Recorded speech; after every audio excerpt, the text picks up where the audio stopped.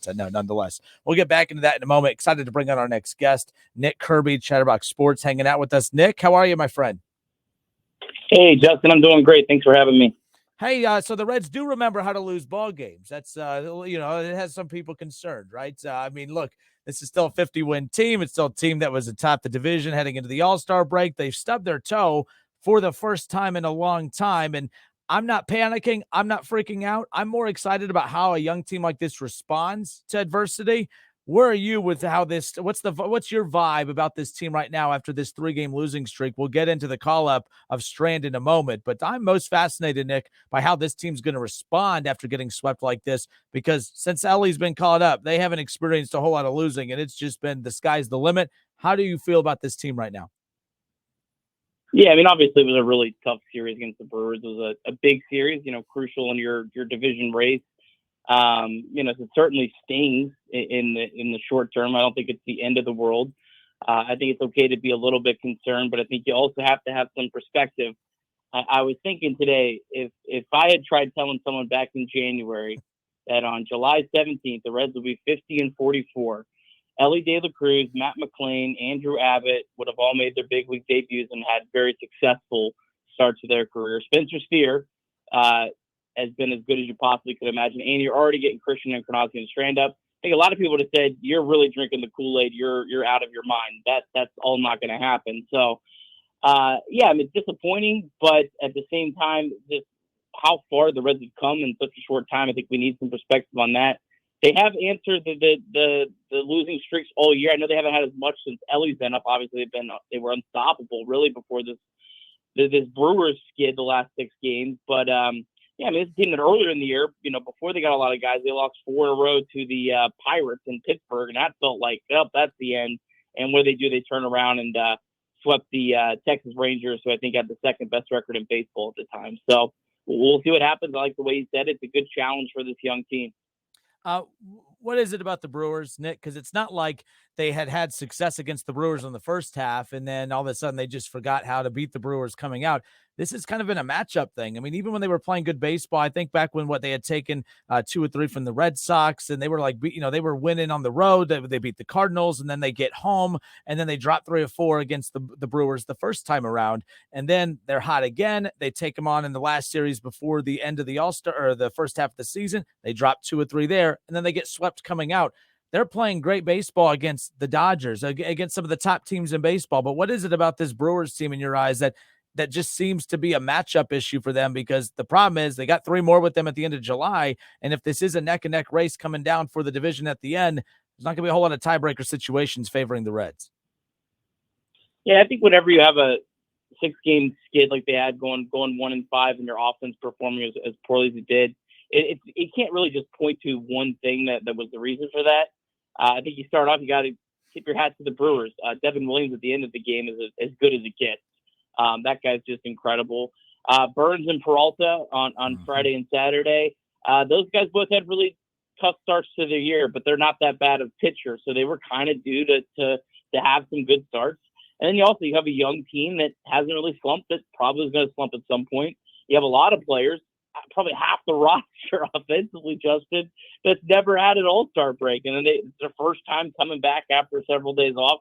I think it was so many factors, and man, the one that stings the most was just the Sunday game, because Ben Lively was pitching so well, and then of course, he gets cramped, and the Reds should have scored more than 3 runs, but they still probably had a chance to win with only scoring 3 runs if maybe Lively could have got him another inning or 2. So I think it's just a combination of that. It wouldn't shock me if the Reds went to Milwaukee and win 2 or 3 later in the month, and we're like, how did that happen, right? That's just, sometimes baseball is just a really goofy game over 162 games, and there's a lot of things that happen that it's really, you can't explain why or how it happened. Like, I don't think the Reds played the Texas Rangers, 10 times and win 10 games, right?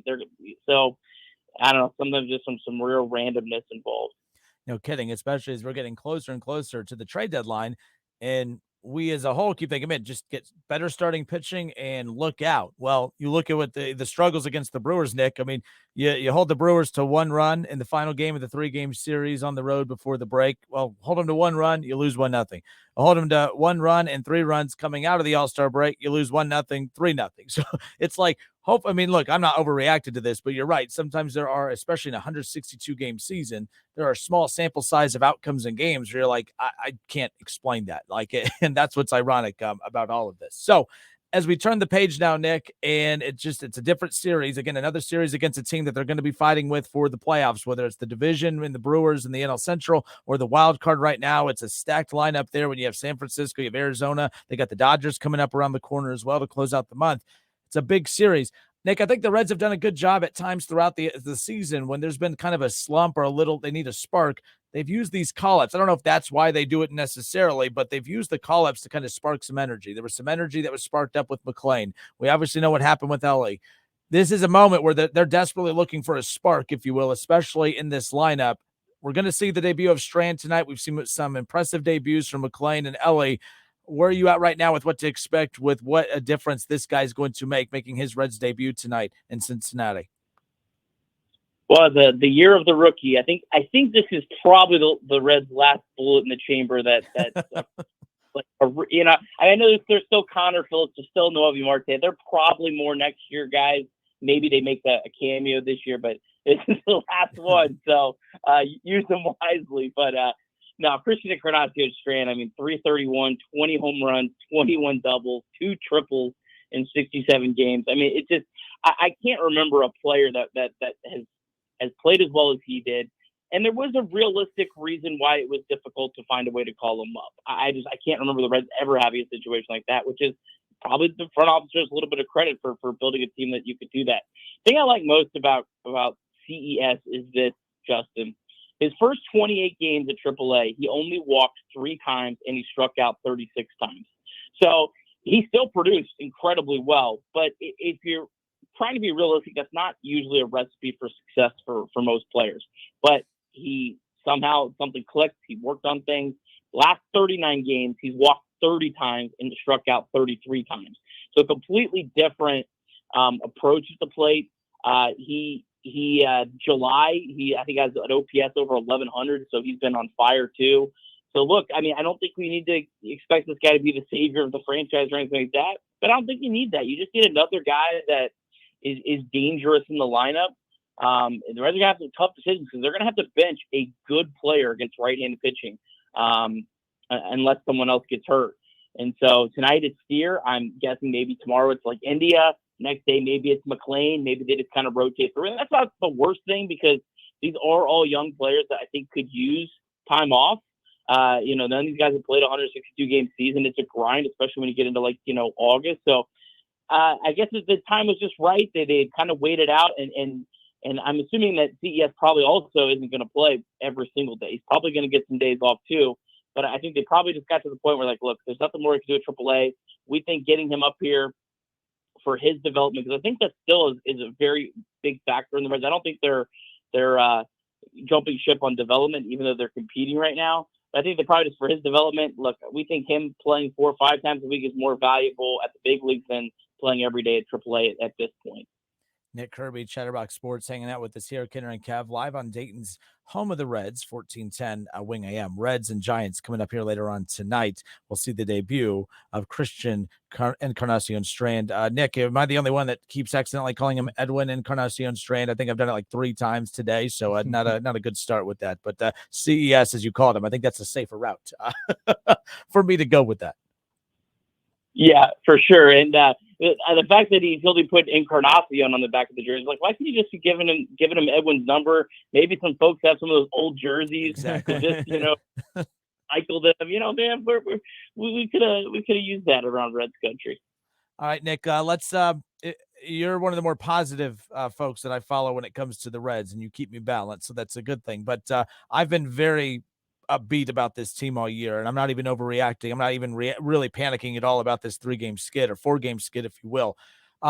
There's things that we can overlook a little bit because, hey, it's a team full of rookies. There's going to be ups and downs, ebbs and flows. But Are there things that you're like, oh man, that's a red flag? Are there red flags? Are there some things that you're seeing that, like, I know there's some others we could be a little bit more forgiving because of the youth of the roster and stuff, but are there some legit issues that you're seeing that have kind of spearheaded themselves a little bit over the last 4 games?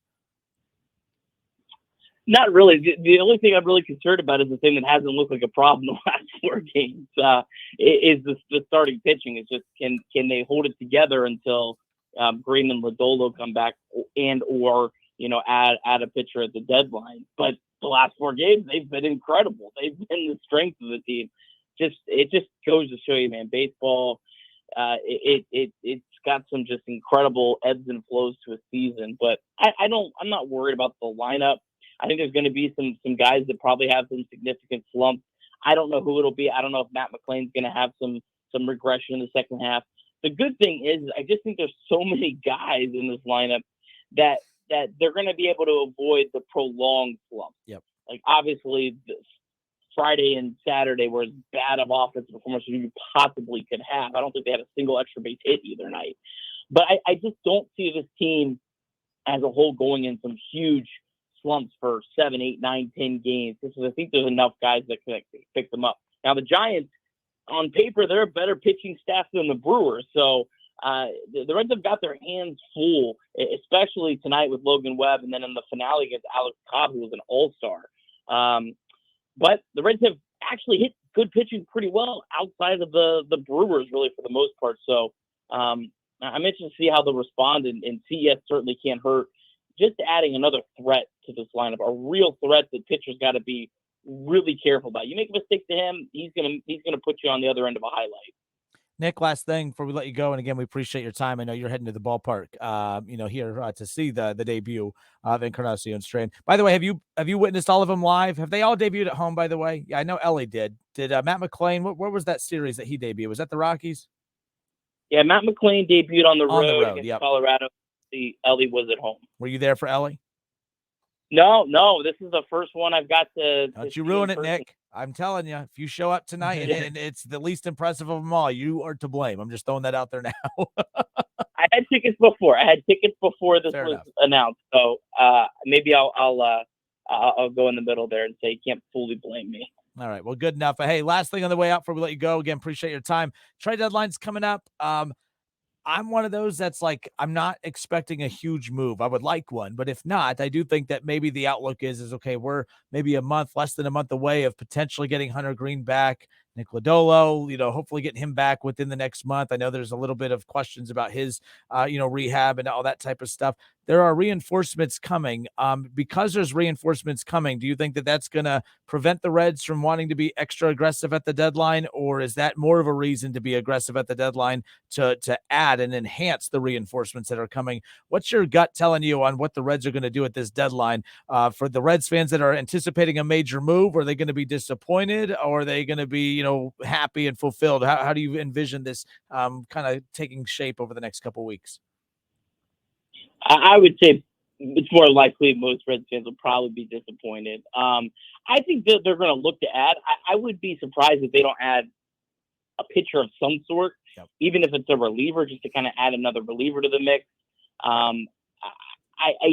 Unless the trade really falls into their lap for one of like the higher end guys, I just don't see the Reds giving up enough prospects for a move like that to move. I don't think the Reds are going to overreact to this incredible season they've had so far.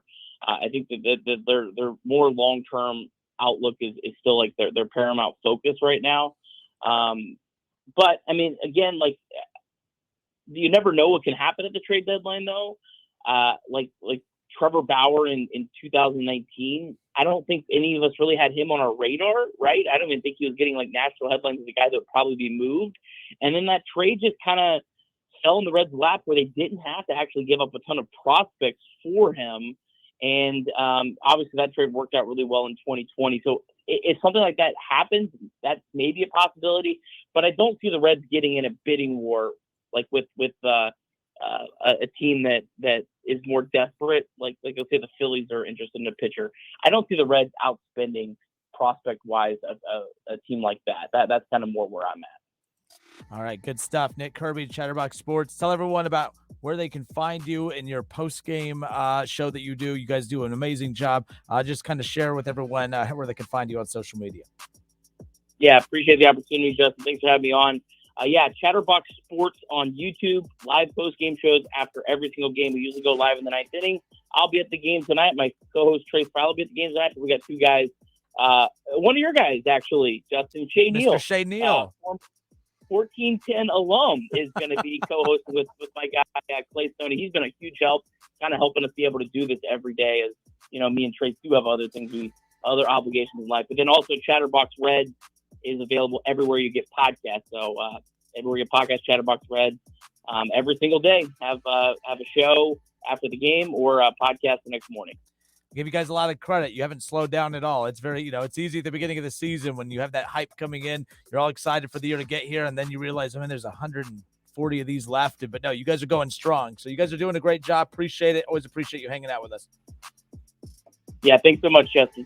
All right. Nick Kirby, Chatterbox Sports, awesome enough to hang out with us. Kinner and Kev, 1410 Wing AM. We'll be right back.